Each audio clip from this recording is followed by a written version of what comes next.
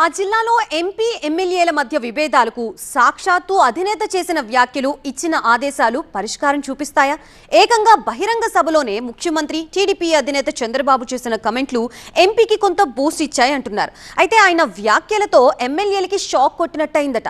ఇందుకే ఏదా నియోజకవర్గం, ఎవరా ఎంపీ, ఎవరా ఎమ్మెల్యేలు? చంద్రబాబు ఆదేశాలతో అయినా ఎంపీతో ఎమ్మెల్యేలు కలిసి నడుస్తారా?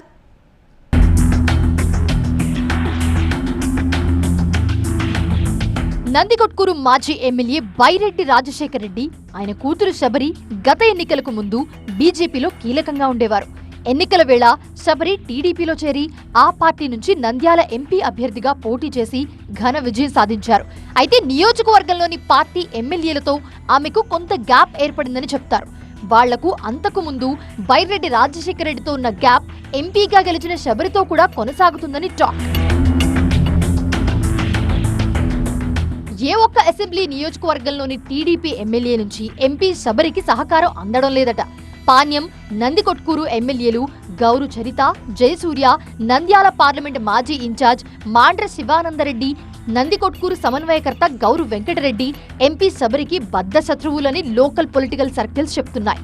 ఇలాంటి పరిస్థితుల్లో గౌరు చరితకు నంద్యాల జిల్లా టీడీపీ అధ్యక్షురాలిగా అదనపు బాధ్యతలివ్వడం శబరికి కొంత ఇబ్బందికరంగా మారిందంటున్నారు.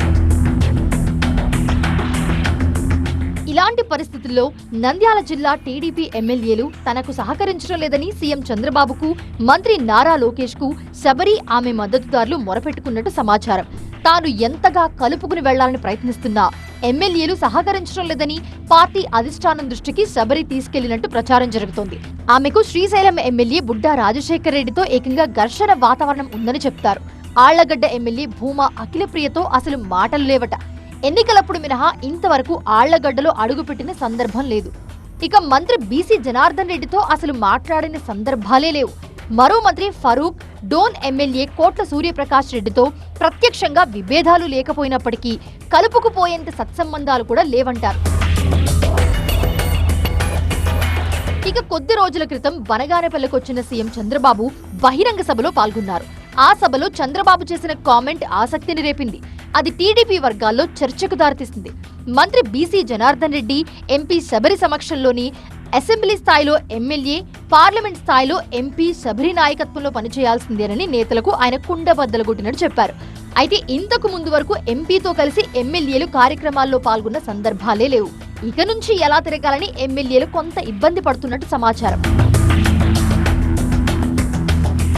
ఆ తర్వాత నంద్యాల జిల్లా టీడీపీ అధ్యక్షురాలు గౌరు చరిత స్వగ్రామం బ్రాహ్మణకొట్కూరులో నేతలు ఇష్టాగోష్ఠి సమావేశం నిర్వహించారు. ఈ సమావేశానికి గౌరు దంపతులతో పాటు మంత్రి బీసీ జనార్దన్ రెడ్డి, ఎమ్మెల్యేలు బుడ్డా రాజశేఖర్ రెడ్డి, జయసూర్య, పార్లమెంట్ మాజీ ఇన్ఛార్జ్ మాండ్ర శివానందరెడ్డి హాజరయ్యారు. గౌరు ఇంటికి ఎంపీ శబరి ఎలాగో వెళ్లరు. ఆమెకు కనీస ఆహ్వానం కూడా అందలేదని ఎంపీ అనుచరులు చెప్పుకుంటున్నారు. అయితే ఈ కలయికకు టీడీపీలో చాలా ప్రాధాన్యత ఉందని చర్చ జరుగుతోంది.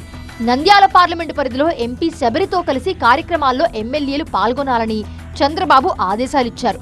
ఈ నేపథ్యంలో శబరికి లైన్ క్లియర్ అయిందని అంతా భావించారు.